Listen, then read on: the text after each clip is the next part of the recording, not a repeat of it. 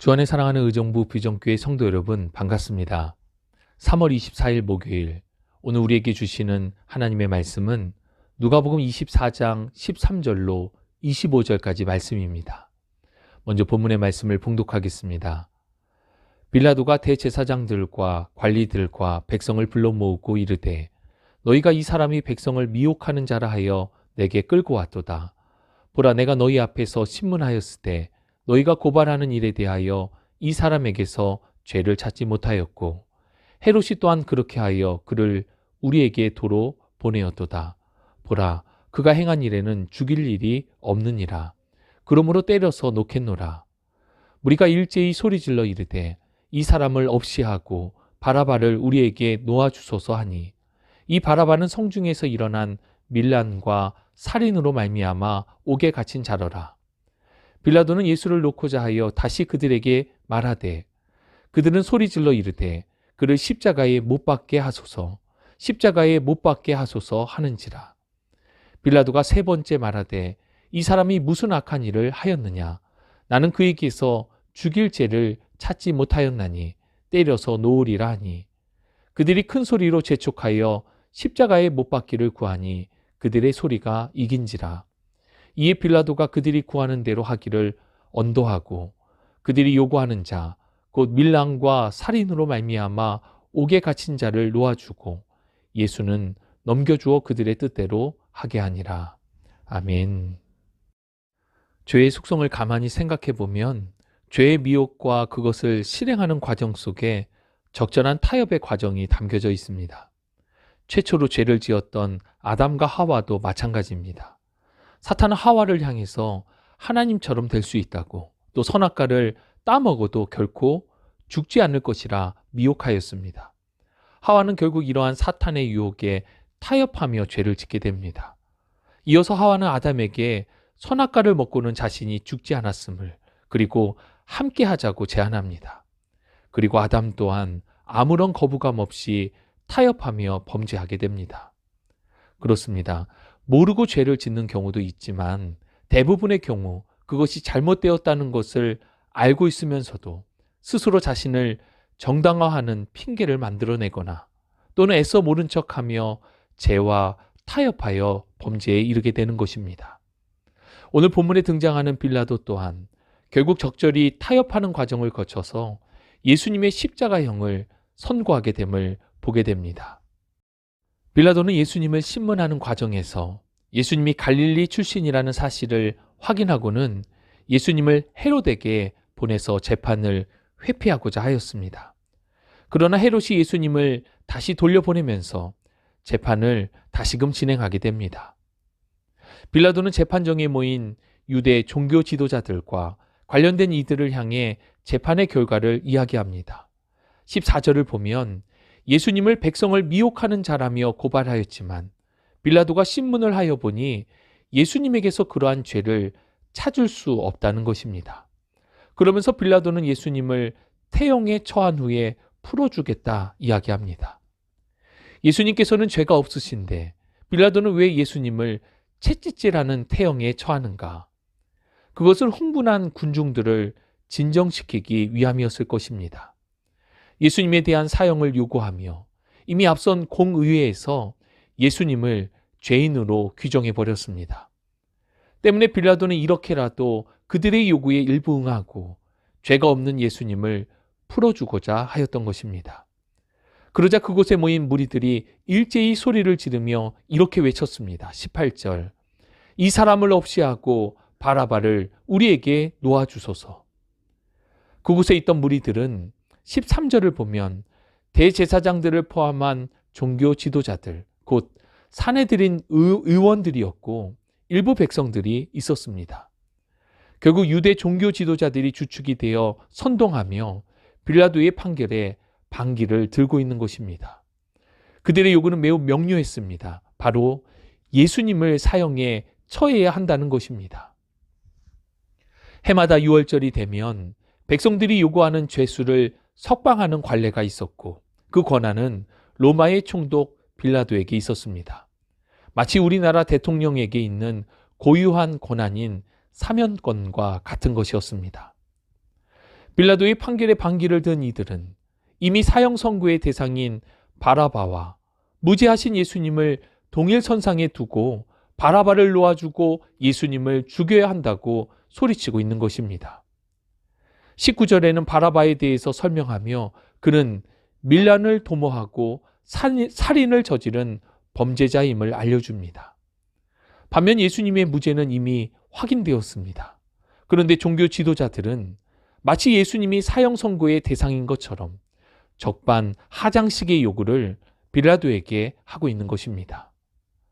빌라도는 예수님에게서는 죄가 없다고 두 번에 걸쳐서 그들을 설득하고자 하였지만 그러면 그럴수록 그들은 더욱 큰 소리를 내며 예수님을 십자가에 못 박아야 한다고 외쳐댔습니다. 십자가형은 로마에 대한 반역을 한 죄인에게 내려지는 로마식 사형 제도입니다. 유대인들은 이러한 사형 방식을 혐오하였습니다. 신명기 21장 23절에 근거하여 나무에 달린 자를 하나님께 저주를 받은 자로 규정했기 때문입니다. 그럼에도 그들이 예수님을 십자가에 못 박아야 한다고 외쳤던 이유가 바로 여기에 있습니다. 예수님께서 십자가형으로 사형을 당하게 된다면 그들은 예수님이 하나님의 저주를 받아 죽었기에 그분의 생애와 그 가르침 자체가 잘못되었다라고 하는 주장을 펼 수 있기 때문입니다. 유대인들에게 있어서 십자가형은 예수님을 하나님의 저주받은 자로 낙인 찍는 것이었지만 그리스도인들에게 십자가는 죄에 대한 하나님의 저주를 예수님께서 대신 지심을 통해 자기 백성을 죄에서 해방시키신 구원의 역사입니다. 본문은 빌라도가 무려 3번에 걸쳐서 예수님의 무죄를 말하며 백성들을 설득하는 모습을 상세히 담고 있습니다.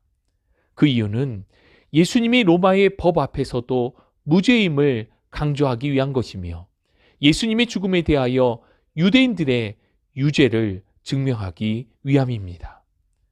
실제로 사도행전 2장 36절로 38절을 보면 오순절 때 예루살렘에서 베드로는 이렇게 설교합니다. 너희가 예수를 십자가에 못 박았다.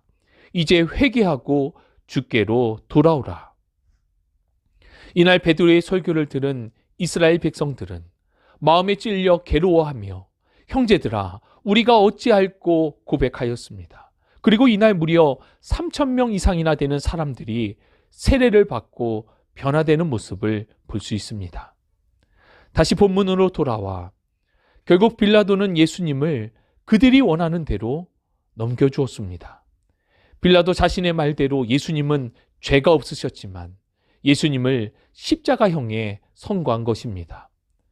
빌라도가 이렇게 모순된 결정을 하게 된 이유를 요한복음 19장 12절에는 이렇게 설명하고 있습니다. 빌라도가 예수를 놓으려고 힘썼으나 유대인들이 소리질러 이르되 이 사람을 놓으면 가이사의 충신이 아니니이다. 무릇 자기를 왕이라 하는 자는 가이사를 반역하는 것이니이다. 재판의 현장에 있던 종교 지도자들과 유대인들은 만일 백성을 선동하며 반역을 꾀한 예수가 무죄라면 무죄를 선고한 빌라도 또한 로마 황제에게 반역을 하는 것과 같다라는 논리입니다.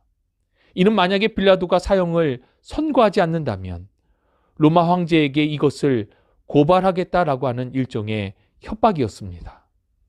빌라도는 결국 무죄하신 예수님을 십자가형에 선고하며 그들이 원하는 대로 해주었습니다.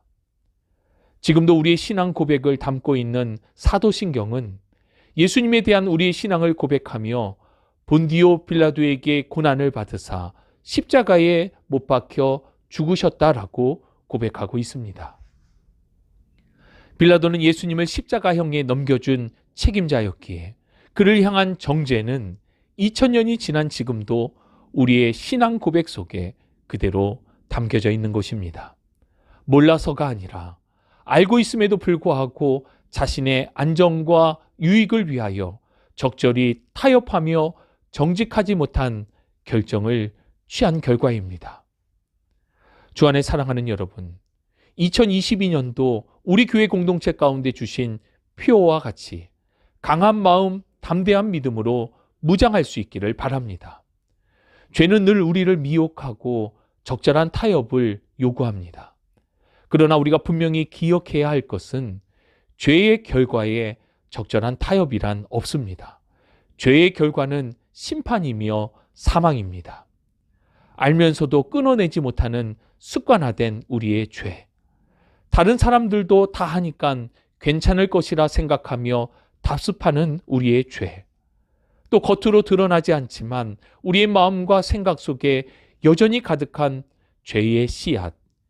이 외에도 잘 포장되어 마치 죄를 죄로 여기지 않는 모든 우리의 악함을 주님 앞에 정직하게 내놓을 수 있기를 바랍니다.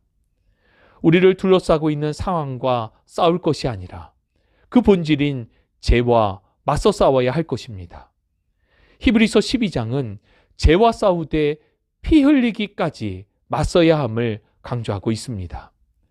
거룩하신 하나님의 말씀을 우리의 마음에 새기고 강한 마음, 담대한 믿음으로 하나님의 뜻을 따라 살아가는 믿음의 백성이 되시기를 주님의 이름으로 축복합니다. 거룩하신 하나님 감사합니다. 매 순간 우리를 미혹하는 죄는 우리에게 늘 적절한 타협과 때로는 모른 척할 것을 요구합니다. 그리고 우리는 이러한 미혹에 걸려 넘어질 때가 많은 여전히 부족한 자임을 고백하지 않을 수 없습니다. 죄는 타협의 대상이 아닌 피 흘리기까지 싸워 이겨야 할 대상임을 우리의 마음에 새깁니다. 오직 강한 마음과 담대한 믿음으로 영적 싸움에서 승리하는 삶이 되도록 우리를 붙들어 주옵소서. 함께 하심을 믿고 감사드리며 우리 구주 예수 그리스도의 이름으로 기도합니다. 아멘.